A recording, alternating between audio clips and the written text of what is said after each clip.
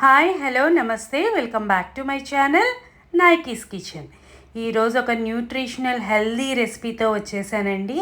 మంచి fibre rich various of minerals, proteins, చక్కగా calcium అన్నీ కలగలిపిన ఒక మిల్లెట్ రెసిపీతో వచ్చేసాను. అదే మిల్లెట్ దాల్ కిచడి. ఒక్కసారి దాని తయారీ విధానం ఎలా అన్నది చూద్దాం రండి. నేను ఒక గ్లాస్ ఏంటంటే పచ్చ పెసలు తీసుకున్నాను, అదే మన గ్రీన్ పెసరపప్పు పొట్టు తీయండి. ఒక గ్లాస్ ఏమో అరికలు తీసుకున్నాను, కొడో మిల్లెట్.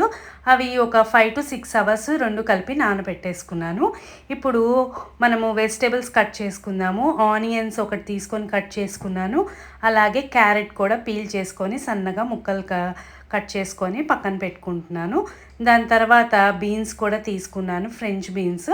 నేను ఒక ముగ్గురికైతే వస్తుందండి నేను చేసే రెసిపీ.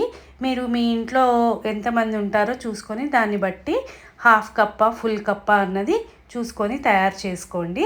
దాన్ని బట్టి వెజిటేబుల్స్ కూడా కట్ చేసుకోండి.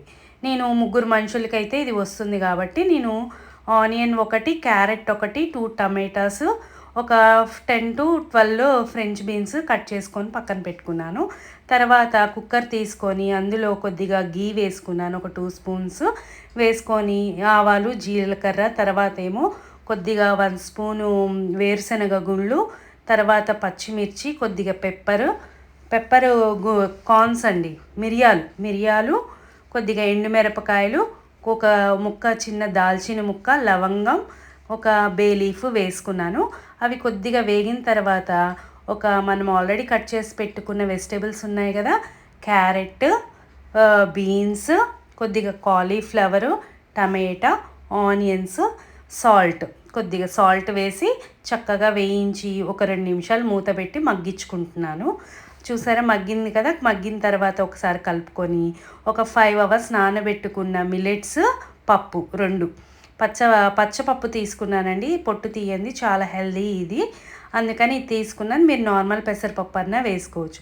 2 వేసేసి నానిన అరికలు, నానిన పప్పు 2 వేసుకొని ఒకసారి ఆ వెజిటేబుల్స్లో వేసిన తర్వాత మెల్లగా కలుపుకోవాలి. కలుపుకున్న తర్వాత ఒక 2 మినిట్స్ మూత పెట్టి పక్కన ఉంచుకున్నాను.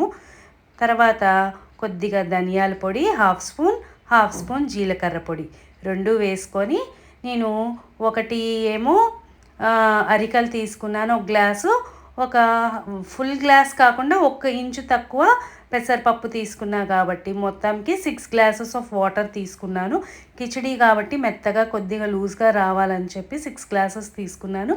మీరు కొద్దిగా కావాలి అనుకుంటే 5 తీసుకోవచ్చు మీడియంగా, కొద్దిగా లూజ్ కావాలి అంటే మాత్రం 6 తీసుకోండి. దాని తర్వాత చిటికెడు మిరియాల పొడి, కారం వేసి తిప్పేసి 3 విజిల్స్ వచ్చేదాకా ఉంచేసాను. 3 విజిల్స్ వచ్చేసాయి. ఇప్పుడు ఒకసారి ప్రెషర్ పోయింది, మూత తీసుకుందాము. చూసారా చక్కగా మెత్తగా వచ్చింది. ఇది ఒకసారి కలుపుకుందాము. ఇది మిల్లెట్స్ కాబట్టి కొద్దిగా గట్టిగా అయిపోతుందండి కొద్దిగా చల్లారే కొద్దీ. కాకపోతే నేను ఇది డిన్నర్కి చేశాను, అప్పటికప్పుడు కావాలి అని చెప్పి నేను 1 నిమిషము స్టవ్ మీద అది వేడి చేసుకొని కొద్దిగా గట్టిపడేంత వరకు ఉంచుకొని ఇప్పుడు నేతిపోపు వేసుకుంటున్నాను. ఒక బాణల్లో 1 స్పూన్ నెయ్యి, కొద్దిగా క్యాషూస్, జీలకర్ర, ఇంకోటి కొద్దిగా కొత్తిమీర వేసి వేయించుకొని ఒక బౌల్లోకి తీసుకొని మంచి అరిటాకు, బాదమాకు వేసుకొని ఉడికిన కిచిడి మొత్తము అందులోకి సర్వ్ చేసుకుంటున్నాను.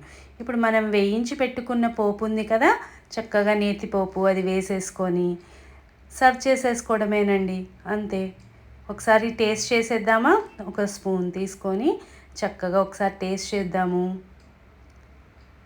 చాలా బాగుందండి, సూపర్ ఉంది, వాసన కూడా చాలా బాగుంది. నేను ఇంగు కూడా వేశాను, ఇంగుతో వేసుకోండి, సూపర్ ఉంది. ఈజీగా ఇది డిన్నర్కి తీసుకోవచ్చు, బ్రేక్ఫాస్ట్కి తీసుకోవచ్చు, ఏ ఏజ్ వాళ్ళన్నా తీసుకోవచ్చు. వెరీ హెల్దీ రెసిపీ, మీరు ఈజీగా చేసుకోవచ్చు. దీంతో పొంగల్ కూడా చేసుకోవచ్చు. నచ్చిందా? అయితే లైక్, షేర్, సబ్స్క్రైబ్ చేసుకొని మళ్ళీ నేను ఇంకొక రెసిపీతో మీ ముందుకి వస్తాను. అంతవరకు నమస్తే.